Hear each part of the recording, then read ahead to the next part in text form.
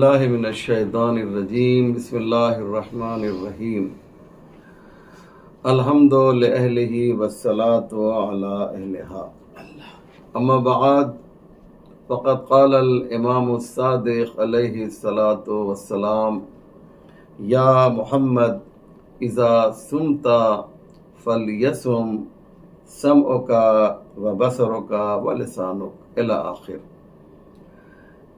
مومنین کرام، آج ایک بہت ہی خوبصورت حدیث لے کر آپ کی مقدس بارگاہ میں حاضر ہوا ہوں، جس میں امام جعفر صادق علیہ السلام محمد ابن مسلم جو آپ کے ایک خاص چاہنے والے ہیں، ان کو مخاطب کر کے فرماتے ہیں کہ روزہ کیسا ہونا چاہیے۔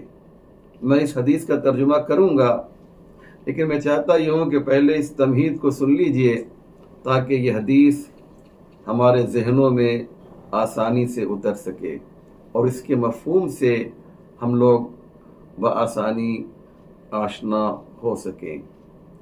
سنیں مومنین، بہت ہی پیاری بات ہے جو آج آپ کی خدمت میں پیش کرنے جا رہا ہوں۔ البتہ یہ میرا کوئی نقطہ نہیں ہے، خود امام جعفر صادق علیہ السلام نے فرمایا ہے کہ جن کا کلام جو ہے وہ امام الکلام ہوا کرتا ہے۔ امام فرماتے ہیں کہ روزہ جو ہے، حقیقی روزہ کیسا ہونا چاہیے۔ ہم سب جانتے ہیں کہ ہمارا وجود دو چیزوں سے ہے، روح اور جسم سے ہے، اس لیے روزہ دو طرح کا ہے۔ ایک صوم الجسم ہے، یعنی جسم کا روزہ ہے، اور دوسرا روزہ صوم الروح، روح کا روزہ ہے۔ جسم کا روزہ اور روح کا روزہ، یہ ہمیں سمجھنا ہے کہ جسم کا روزہ کیسا ہے اور روح کا روزہ کیسا ہے۔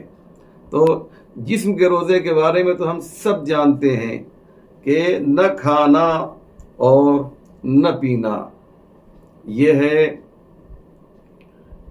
جسم کا روزہ۔ یعنی صوم الجسم کا مطلب یہ ہے کہ آپ کھانے اور پینے سے پرہیز کر لیں، یہ ہے جسمانی روزہ۔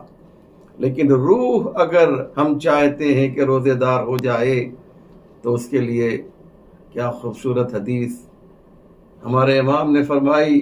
امام جعفر صادق علیہ السلام نے فرمائی کہ یا محمد، حدیث سنیں، اذا سمت فلیسم سمعک وبصرک ولسانک ولحمک ودمک وجلدک وشعرک۔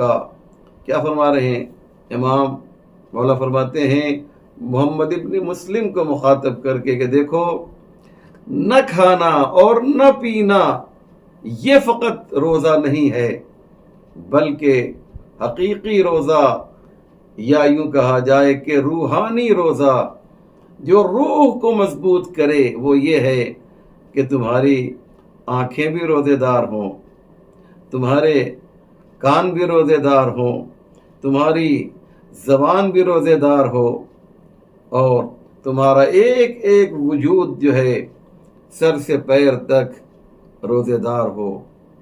وہ مشہور و معروف واقعہ آپ سب کا سنا ہوا ہے کہ ماہ رمضان چل رہا تھا اور اس میں ایک خاتون اپنی کنیز کو بگڑ رہی تھی، اس پر غصہ کر رہی تھی۔